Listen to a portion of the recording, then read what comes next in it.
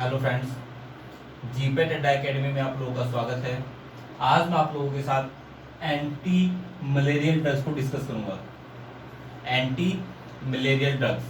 तो सबसे पहले ब्रीफ में मलेरिया के बारे में डिस्कस कर रहा हूं। तो सबसे पहले जो कॉमन सिम्टम्स मलेरिया के आते हैं वो हैं चिल्स एंड फीवर, जो कॉमन सिम्टम्स है। ठीक है, फिर आता है कि मलेरिया को जो कोज करता है उसके लिए रिस्पॉन्सिबल कौन है। मलेरिया के कोज के लिए रिस्पॉन्सिबल कौन है? वो कौन है? प्लाज्मोडियम। प्लाज्मोडियम की 4 स्पीसीज हैं जो मलेरिया के कोज के लिए रिस्पॉन्सिबल हैं। तो 4 स्पीसीज कौन कौन सी हैं? Plasmodium falciparum, plasmodium vivax, plasmodium ovale और लास्ट है प्लाज्मोडियम मलेरिये।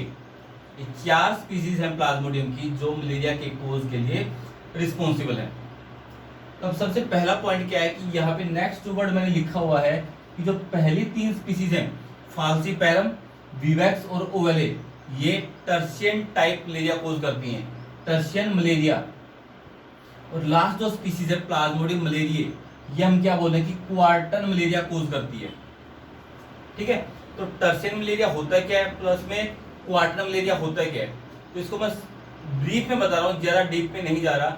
सबसे पहले क्या है कि जब मलेरिया के सिम्टम डेवलप होंगे किसी पर्सन के अंदर, जब मलेरिया के सिम्टम्स डेवलप होंगे, मान लो कि वो डेवलप हुए पहले दिन पे, फर्स्ट डे पे। ठीक है, तो फर्स्ट टाइम जो सिम्टम डेवलप हुए उसको क्या बोलेंगे? First day. अब उसके बाद नेक्स्ट टाइम, क्योंकि कुछ टाइम के बाद हम बोलते हैं कि जब मलेरिया होता है तो किसी पर्सन को बुखार एक बार चढ़ता है, एक दिन उतरता है, एक बार चढ़ता है, एक दिन उतरता है, ऐसा हम बोलते हैं। तो वो यही स्टेज है यहाँ पे कि जो सिम्टम डेवलप हुए पहले दिन पे डेवलप हुए, अब नेक्स्ट टाइम जो डेवलप होंगे वो थर्ड डे पे डेवलप होंगे। बीच में 48 आवर्स का गैप आता है। ठीक है, तो यहाँ पे पहले दिन सिम्टम डेवलप होने के बाद अब नेक्स्ट सिम्टम जो डेवलप हो रहे हैं वो थर्ड डे पे डेवलप हो रहे हैं, इसलिए हमको इसको क्या बोले हैं? Tertian malaria. सेम इस केस में होगा, सिम्टम्स फर्स्ट डे पे डेवलप होंगे फिर थर्ड डे पे, इसलिए इसको भी टर्शियन मलेरिया, इसको भी टर्शियन मलेरिया। लेकिन जो फोर्थ केस है क्वार्टन मलेरिया, इस केस में क्या होगा? सिम्टम्स अगर फर्स्ट डे पे डेवलप होंगे, उसके बाद सिम्टम डेवलप होंगे on fourth day, means after the 72 hours. तो पहले दिन के बाद नेक्स्ट टाइम जो सिम्टम डेवलप हो रहे हैं वो फोर्थ डे पे डेवलप हो रहे हैं, इसलिए हम इसको क्या बोले? क्वार्टन मलेरिया। ठीक है, तो टर्शियन मलेरिया में पहले दिन के बाद नेक्स्ट टाइम जो सिम्टम डेवलप होंगे मलेरिया के वो थर्ड डे पे होंगे, जबकि क्वार्टर मलेरिया में जो सिम्टम्स है वो फर्स्ट डे के बाद फोर्थ डे पे डेवलप होंगे, इसलिए हम उसको क्या बोलते हैं? Quarter malaria. क्लियर है? दूसरा पॉइंट है कि जो 4 जो मैंने स्पीसीज बोली हैं प्लाज्मोडियम की, उसमें जो सबसे डेंजरस स्पीसीज है वो कौन सी है? Plasmodium falciparum. ये सबसे डेंजरस फॉर्म है जो मैलिग्नेंट मलेरिया कोज करती है, मींस फैटल मलेरिया कोज करती है, जिसके अंदर मोर्टिलिटी रेट ज्यादा है अगर हम पर्सन को सही टाइम पे क्योर ना करें या सही टाइम पे ट्रीटमेंट ना दें। इसमें पर्सन की डेथ रेट ज्यादा होती है। साथ में क्या होता है कि पर्सन के अंदर मल्टीपल ऑर्गन फेलियर होता है इसमें, इस मलेरिया की वजह से। तो सबसे अगर पूछा जाए चारों स्पीसीज में सबसे डेंजरस कौन सी है, तो वो कौन सी है? Plasmodium falciparum. और कई बार पूछा जाता है कि कौन सी स्पीसीज मैलिग्नेंट मलेरिया कोज करती है। मैलिग्नेंट मींस जो सीवियर, डेंजरस या फेटल फॉर्म है मलेरिया की, वो कौन सी है? Plasmodium falciparum. तो इसकी वजह से जो मलेरिया कोज होता है उसको हम बोलते हैं मैलिग्नेंट टर्शियन मलेरिया। जो प्लाज्मोडियम विवैक्स और प्लाज्मोडियम ओवेले हैं वो इतने फेटल नहीं हैं, इतने डेंजरस नहीं है, इसलिए इनको हम बोलते हैं बेनाइन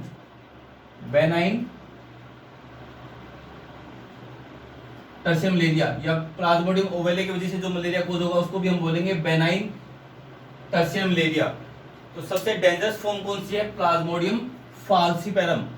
इसमें पर्सन के अंदर मल्टीपल ऑर्गन फेलियर भी हो जाएगा या हो सकता है, या डेथ रेट ज्यादा होती है अगर पर्सन को सही टाइम पे ट्रीटमेंट ना मिले। क्लियर? इनके अंदर क्या होगा कि अगर पर्सन को हम टाइम पे ट्रीट नहीं करते या उसको मेडिकेशन नहीं मिलती तो भी रिकवर होने के चांसेस ज्यादा होते हैं, लेकिन वो फाल्सिपेरम के केस में कम होते हैं। क्लियर है?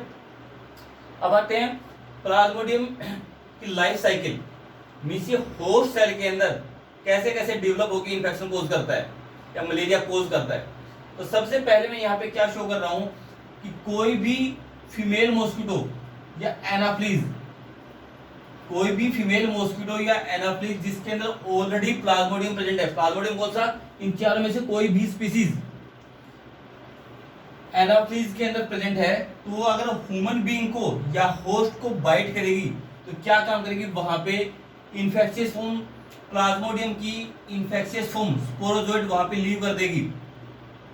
ठीक है, तो सबसे पहले क्या हुआ, कोई भी इन्फेक्टेड फीमेल मॉस्किटो, इन्फेक्टेड किसलिए बोल रहा हूं कि वो फीमेल मॉस्किटो जिसके अंदर ऑलरेडी प्लाज्मोडियम की एक स्पीसीज प्रेजेंट है, वो अगर ह्यूमन बीइंग को बाइट करेगी तो क्या काम करेगी, बाइट करने के बाद वहां पे प्लाज्मोडियम की स्पीसीज को लीव कर देगा, स्पोरोजोइट्स को वहां पे लीव कर देगा। वो जो प्लाज्मोडियम के स्पोरोजोइट्स हैं, वो स्पोरोजोइट्स कहां पे एंटर करेंगे, ह्यूमन बीइंग या होस्ट के ब्लड के अंदर। वो स्पोरोजोइट्स क्या काम करेंगे, प्लाज्मोडियम के ब्लड के अंदर एंटर करेंगे। ब्लड के अंदर एंटर करने के बाद सबसे पहले ये कहां जाएंगे, लीवर के अंदर। इंपॉर्टेंट पॉइंट है कि डायरेक्टली कहां पे पहुंचेंगे, लीवर के अंदर। ठीक है, तो यहाँ पे थोड़ा सा मैं बता रहा हूं कि जो प्लाज्मोडियम है वो ह्यूमन बीइंग के अंदर दो जगह ही पेनिट्रेट करता है मेनली, वो है या तो लीवर और दूसरा क्या है, इरिथ्रोसाइट्स। जो प्लाज्मोडियम स्पीसीज में बोल रहा हूँ चार, वो ह्यूमन बीइंग के अंदर दो ही जगह पेनिट्रेट करता है, या तो लीवर टिश्यूज के अंदर या फिर इरिथ्रोसाइट्स के अंदर।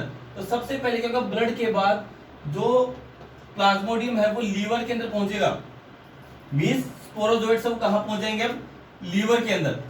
लीवर के अंदर जाने के बाद क्या होगा कि वो जो स्पोरोजोइट्स हैं वो डेवलप करेंगे, वो वहां पे मल्टीप्लाई करेंगे बाय एसेक्सुअल रिप्रोडक्शन। तो यहाँ पे मैं वर्ड यूज कर रहा हूँ साइजोन।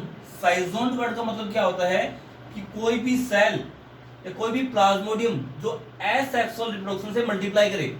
साइजोन वर्ड का मतलब क्या है, कोई भी सेल या कोई भी प्लाज्मोडियम जो एसेक्सुअल रिप्रोडक्शन से मल्टीप्लाई करे। तो यहाँ पे क्या होगा, जो स्पोरोजोइट आया है या जो प्लाज्मोडियम आया है वो एसेक्सुअल रिप्रोडक्शन से मल्टीप्लाई करता है। कहां पे मल्टीप्लाई करेगा, लीवर के अंदर। तो जब ये स्पोरोजोइट्स लीवर के अंदर पहुंचता है तो वहां पे स्टेज को हम क्या बोलते हैं, प्री इरिथ्रोसाइटिक साइजोन। प्री इरिथ्रोसाइटिक हम क्यों बोल रहे हैं, क्योंकि मैंने बताया कि जो प्लाज्मोडियम में दो जगह ही पेनिट्रेट करता है, या तो इरिथ्रोसाइट्स के अंदर या फिर लीवर के अंदर। तो इरिथ्रोसाइट से जाने के से पहले की जो स्टेज होती है उसको हम क्या बोलते हैं, प्री इरिथ्रोसाइटिक साइजोन, प्री इरिथ्रोसाइटिक स्टेज। तो प्री मींस पहले, इरिथ्रोसाइट्स मींस इरिथ्रोसाइट से पहले की स्टेज। तो जो सबसे पहले स्पोरोजोइट्स सब कहां पे आएंगे, लीवर के अंदर आएंगे, और लीवर के अंदर एसेक्सुअल रिप्रोडक्शन से मल्टीप्लाई करेंगे, इसलिए हम इसको क्या बोलते हैं, प्री इरिथ्रोसाइटिक साइजोन। क्लियर, वहां पे जब ये साइजोन्स मल्टीप्लाई करेंगे या प्लाज्मोडियम मल्टीप्लाई करेगा तो कुछ टाइम के बाद जो टिश्यू, लीवर की टिश्यू रप्चर हो जाएंगे। रप्चर होने के बाद क्या होगा, जो प्लाज्मोडियम वहां पे मल्टीप्लाई किए हैं बाय एसेक्सुअल रिप्रोडक्शन, वो वहां से बाहर आ जाएंगे। कहां पे आ जाएंगे, ब्लड के अंदर। टिश्यू रप्चर होने के बाद क्या होगा, जो प्लाज्मोडियम है वो बाहर आ जाएगा, और उसकी जो फॉर्म है, कौन सी फॉर्म है प्लाज्मोडियम की, मीरोजोइट्स, वो मीरोजोइट फॉर्म कहां आएगी, ब्लड के अंदर आ जाएगी। क्लियर है। अब जब टिश्यू रप्चर हुए हैं लीवर के तो दो स्टेज हुई हैं, एक तो जो प्लाज्मोडियम है वो ब्लड के अंदर आ गया, साथ में कुछ प्लाज्मोडियम लीवर के अंदर ही रह जाता है, कुछ प्लाज्मोडियम वो लीवर सेल्स के अंदर ही रह जाएगा। उस स्टेज को हम क्या बोलते हैं, एक्सो इरिथ्रोसाइटिक साइजोन। मींस कुछ जो प्लाज्मोडियम अब लीवर सेल्स के अंदर ही रह गए हैं उसको हम क्या बोलते हैं, एक्सो इरिथ्रोसाइटिक साइजोन। मींस एक्सो मींस बाहर, जो इरिथ्रोसाइट से बाहर हैं। इरिथ्रोसाइट से अगर बाहर है तो मैंने बताया कि सिर्फ प्लाज्मोडियम है वो दो जगह ही सर्वाइव कर रहा है, दो जगह ही पेनिट्रेट कर रहा है, या तो लीवर सेल्स के अंदर या इरिथ्रोसाइट्स के अंदर। तो वो बचे हुए जो प्लाज्मोडियम है वो इरिथ्रोसाइट्स के अंदर नहीं जा रहे, तो कहां पे रहेंगे, वो लीवर सेल्स के अंदर। तो एक्सो इरिथ्रोसाइटिक साइजोन्स को हम क्या बोलते हैं, हिप्नोजोइट्स भी बोलते हैं या डोरमेंट स्टेज भी बोलते हैं। डोरमेंट स्टेज मींस वो सुप्त अवस्था में रहते हैं, वो मल्टीप्लाई नहीं करते आगे। ठीक है, तो जो एक्सो इरिथ्रोसाइटिक स्टेज है, अब यहाँ पे इंपॉर्टेंट पॉइंट मैं बोल रहा हूं कि जो प्लाज्मोडियम फाल्सीपैरम है और प्लाज्मोडियम मलेरिया है, उस केस में एक्सो इरिथ्रोसाइटिक स्टेज सर्वाइव नहीं करती, वहां पे एक्सो इरिथ्रोसाइटिक स्टेज होती ही नहीं। फाल्सीपैरम और मलेरिया की केस में बोल रहा हूं, यहाँ पे क्या होगा कि जो प्री इरिथ्रोसाइटिक स्टेज में जितने भी प्लाज्मोडियम डेवलप हुए हैं वो सारे टिश्यू रप्चर होने के बाद कहां पहुंच जाएंगे, ब्लड के अंदर। पीछे कोई भी साइजोन या कोई भी प्लाज्मोडियम की फॉर्म वो लीवर के अंदर नहीं रहेगी। किस केस में बोल रहा हूं? प्लाज्मोडियम फाल्सीपैरम और प्लाज्मोडियम मलेरिया के केस में। लेकिन प्लाज्मोडियम विवैक्स और प्लाज्मोडियम ओवेले के केस में क्या होगा कि टिश्यू रप्चर होने के बाद प्लाज्मोडियम ब्लड के अंदर तो जाएगा ही जाएगा, साथ में कुछ प्लाज्मोडियम कहां रह जाएगा? वो लीवर सेल के अंदर रह जाएगा। मींस उस स्टेज को हम क्या बोलते हैं? एक्सोइथ्रोसाइटिक साइजोन या हिप्नोजोइड्स। तो कई बार क्वेश्चन पूछा जाता है कि किस प्लाज्मोडियम की स्पीसीज में एक्सोइथ्रोसाइटिक स्टेज नहीं होती? वो कौन सा? प्लाज्मोडियम फाल्सीपैरम और प्लाज्मोडियम मलेरिया। या कई बार पूछा जाता है कि किस प्लाज्मोडियम की स्पीसीज के अंदर एक्सोइथ्रोसाइटिक स्टेज होती है? वो कौन से हैं? प्लाज्मोडियम विवैक्स और प्लाज्मोडियम ओवेले। तो यहाँ पे दो वर्ड मैंने कंबाइन किया, प्री इथ्रोसाइटिक साइजोन और एक्सोइथ्रोसाइटिक स्टेज जो साइजोन है, इन दोनों को मिला के क्या बोलते हैं? टिश्यू साइजोन। मैंने अभी बताया कि जो प्लाज्मोडियम में दो जगह ही पेनिट्रेट करता है, या तो टिश्यूज के अंदर, और कौन से टिश्यूज के अंदर? लीवर के टिश्यूज के अंदर।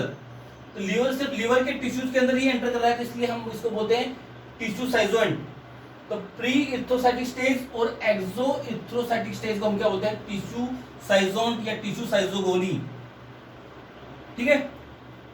इसके बाद जो मैंने यहाँ पे बताया कि जब लीवर के टिश्यू रप्चर करेंगे ना, रप्चर करने के बाद क्या होगा? प्लाज्मोडियम के जो डिफरेंट फॉर्म्स हैं लाइक मीरोजोइड्स, वो लीवर से बाहर आएंगे।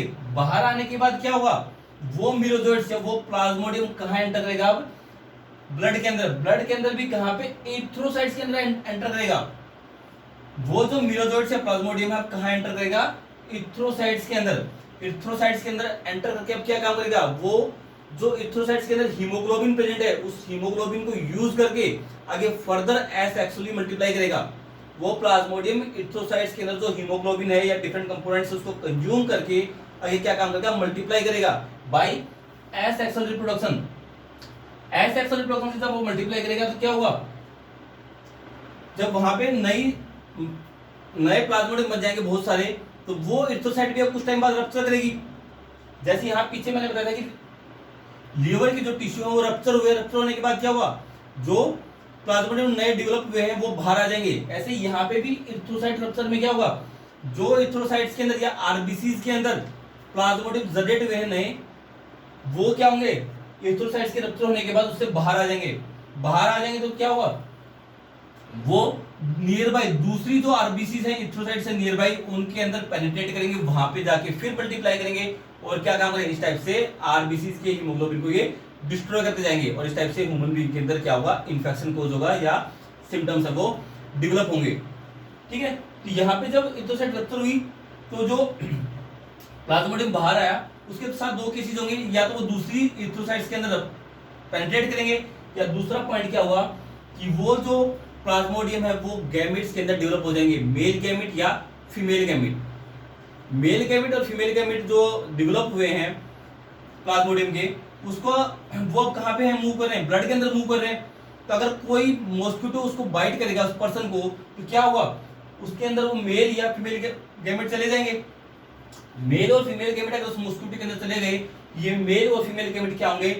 उस मॉस्किटो के अंदर जाके क्या करेंगे? फ्यूज करेंगे, जाइगोट बनाएंगे। जाइगोट बनाने के बाद क्या वो वहां पे फिर से स्पोरोजोइट्स डेवलप होंगे, और वो स्पोरोजोइट्स अगर डेवलप हो गए तो वो अगर मॉस्किटो अगर किसी दूसरे पर्सन को बाइट करेगा तो वो उसके अंदर फिर से स्पोरोजोइट्स को छोड़ देगा, और वो स्पोरोजोइट्स दूसरे पर्सन के अंदर जाने के बाद क्या होगा? ब्लड में एंटर करेंगे। ब्लड में एंटर करने के बाद लीवर में जाएगा। लीवर में जाके क्या होगा? वो मल्टीप्लाई करेगा बाय लीवर के अंदर मल्टीप्लाई करेगा। उस स्टेज को हम क्या बोलते हैं? प्री इथ्रोसाइटिक साइजोन। वहां पे लीवर के अंदर क्या होगा? लीवर टिश्यू बर्स्ट करेंगे। बर्स्ट करने के बाद क्या होगा? कुछ प्लाज्मोडियम ब्लड के अंदर चला जाएगा, कुछ प्लाज्मोडियम कहां रह जाएगा? लीवर के अंदर। किसकी केस में रहेगा? सिर्फ लीवर के अंदर प्लाज्मोडियम विवैक्स और प्लाज्मोडियम ओवेले। उस स्टेज को हम क्या बोलते हैं? एक्सोइथ्रोसाइटिक साइजोन। इसके बाद क्या होगा? जब ये ब्लड के अंदर पहुंचेगा वहां पे ये प्लाज्मोडियम आरबीसी के अंदर पेनिट्रेट करेगा और उनको क्या काम करेगा? डिग्रेड करेगा। ठीक है। और वहां पे मल्टीप्लाई करने की कोशिश करेगा। मल्टीप्लाई करने के बाद क्या होगा? वहां से मीरोसाइट्स रिलीज होंगे, तो दूसरी आरबीसी के अंदर पेनिट्रेट करेंगे और वहां पे इन्फेक्शन ये कोज करेंगे। इस टाइप से साइकिल चलती रहेगी। अब यहाँ पे मैं जो बता रहा हूँ कि फर्स्ट डे पे सिम्टम डेवलप होंगे, वो कैसे होंगे? यहाँ पे लीवर से, जब लीवर के अंदर मीरोजोइट्स होते हैं, वहां पे जब तक प्लाज्मोडियम लीवर के अंदर रहेगा तब तक पर्सन के अंदर क्या होगा, सिम्टम डेवलप नहीं होंगे। स्टार्टिंग में जब आएगा तो वहां पे सिम्टम डेवलप नहीं होंगे। सिम्टम डेवलप कब होंगे? जब वो इरिथ्रोसाइट्स के अंदर पहुंचेगा, ब्लड के अंदर पहुंचेगा। तो सबसे पहले लीवर से प्लाज्मोडियम कहाँ आ रहा है? ब्लड के अंदर। तो यहाँ पे फर्स्ट डे पे सिम्टम्स डेवलप होंगे। वो आरबीसी के अंदर जब डेवलप होंगे तो क्या होगा? अब वो मल्टीप्लाई करेंगे एस एक्सेलरेटर में। तो नेक्स्ट जो प्लाज्मोडियम रिलीज होगा आरबीसी से जब रप्चर होगी, वो कब रिलीज होगा? थर्ड डे पे।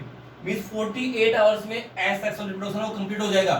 तो 48 आवर्स के बाद इरिथ्रोसाइट्स फिर रप्चर होंगी, वहां से फिर मीरोजोइट्स रिलीज होंगे और फिर सिम्टम्स क्या कैसे आएंगे? मलेरिया के सिम्टम्स पर्सन के अंदर डेवलप होंगे। क्लियर है? यहाँ तक जो ओवरऑल मैंने पाथवे शो किया है, तो उसमें इंपॉर्टेंट पॉइंट क्या है कि लीवर के अंदर जब प्लाज्मोडियम सर्वाइव करेगा रहेगा तो उस स्टेज को हम बोलते हैं टिश्यू साइजोन्स। टिश्यू साइजोन्स। और टिश्यू साइजोन्स कई बार पूछा था कि टिश्यू साइजोन में क्या क्या इन्वॉल्व होगा। टिश्यू साइजोन जब वर्ड में यूज करूंगा उसमें आएगा प्री इरिथ्रोसाइटिक साइजोन प्लस में एक्सो इरिथ्रोसाइटिक साइजोन। और कई बार पूछा था कि इरिथ्रोसाइटिक साइजोन।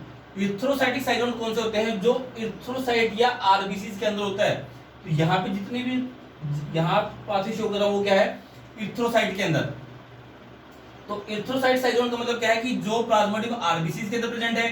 टिश्यू साइजोन का मतलब क्या है कि जो प्लाज्मोडियम लीवर के अंदर प्रेजेंट है उसको हम क्या बोलेंगे? टिश्यू साइजोन। अभी लास्ट है गैमेटोसाइट्स। गैमेटोसाइट्स कहां पे रहेंगे? वो ब्लड के अंदर रहेंगे और गैमेट्स के अंदर वो डेवलप होंगे।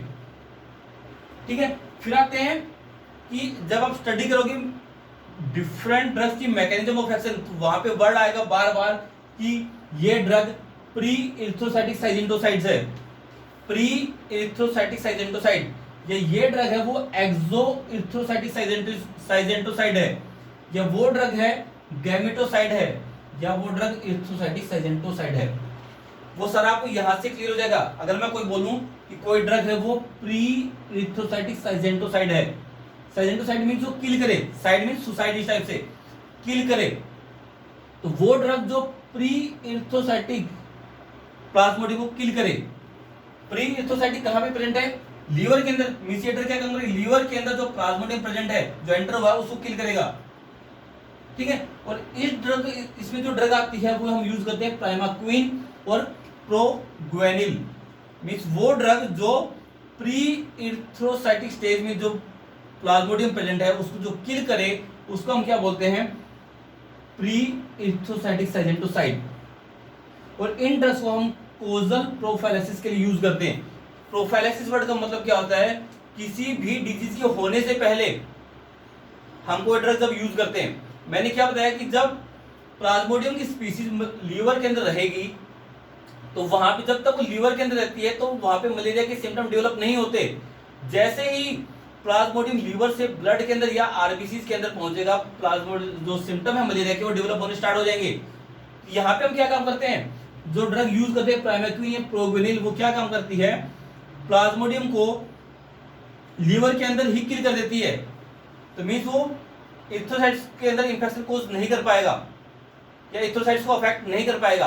तो यहाँ पे हम क्या कर रहे हैं कि इन ड्रग्स को as a causal prophylaxis use कर रहे हैं। किसी भी इंफेक्शन के होने से पहले हम वो ड्रग दे देंगे ताकि उसके मलेरिया कोज ना हो, मलेरिया के सिम्टम डेवलप ना हो। दूसरा है एक्सो इरिथ्रोसाइटिक साइजेंटोसाइड।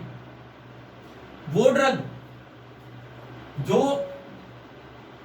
डोरमेंट प्लाज्मोडियम है या एक्सो इरिथ्रोसाइटिक साइजोन्ट है, मींस कुछ प्लाज्मोडियम हम लीवर के अंदर रह जाते हैं, उनको किल करने के लिए जब हम यूज करते हैं उसको हम क्या बोलते हैं? एक्सो इरिथ्रोसाइटिक साइजेंटोसाइड। ठीक है, इसको हम कहां किस लिए यूज करते हैं? For radical cure.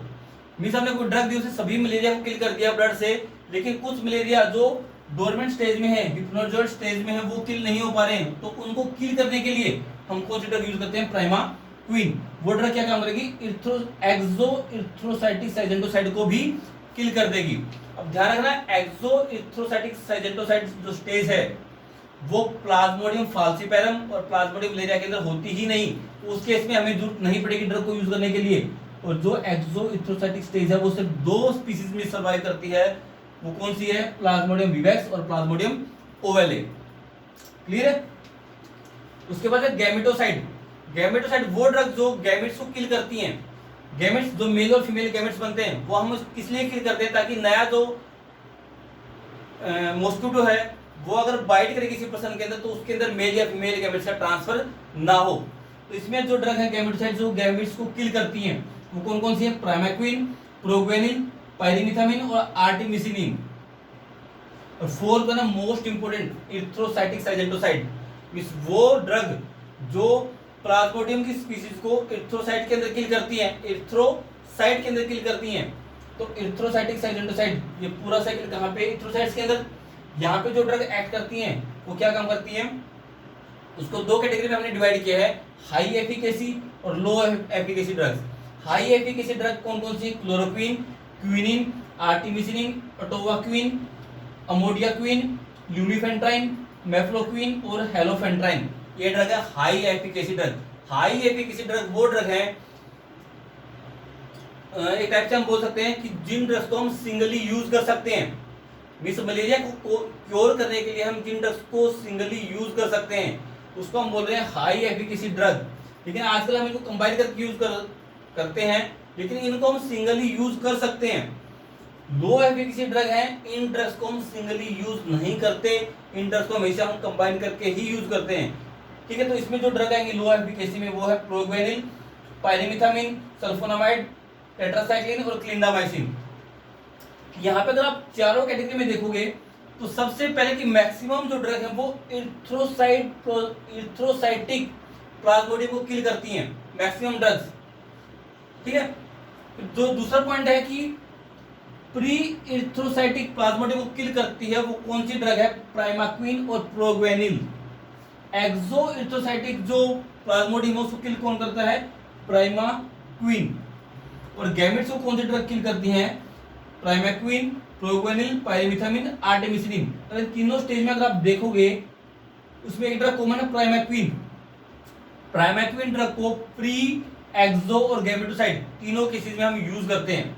दूसरा पॉइंट, जो प्रोग्वेनिल है उसको हम pre erythrocytic as well as gametocide case के लिए भी हम यूज करते हैं, लेकिन वो एक्सो इरिथ्रोसाइटिक के केस में हम यूज नहीं करते। थर्ड वन है कि यहाँ पे अगर आप देखोगे जो प्राइमाक्विन ड्रग है वो सिर्फ इन 3 स्टेजेस में एक्ट कर रही है, वो इरिथ्रोसाइटिक स्टेज पे एक्ट नहीं करती। प्राइमाक्विन ड्रग इरिथ्रोसाइटिक स्टेज को टारगेट नहीं करती, वो सिर्फ प्री, एक्सो और गैमेटोसाइड स्टेज को टारगेट करती है। ठीक है, तो ये था हमारा video basic part of anti malarial drugs. अगर आपको हमारी वीडियो पसंद आई हो तो प्लीज लाइक कीजिए और हमारे चैनल को सब्सक्राइब कीजिए। Thank you.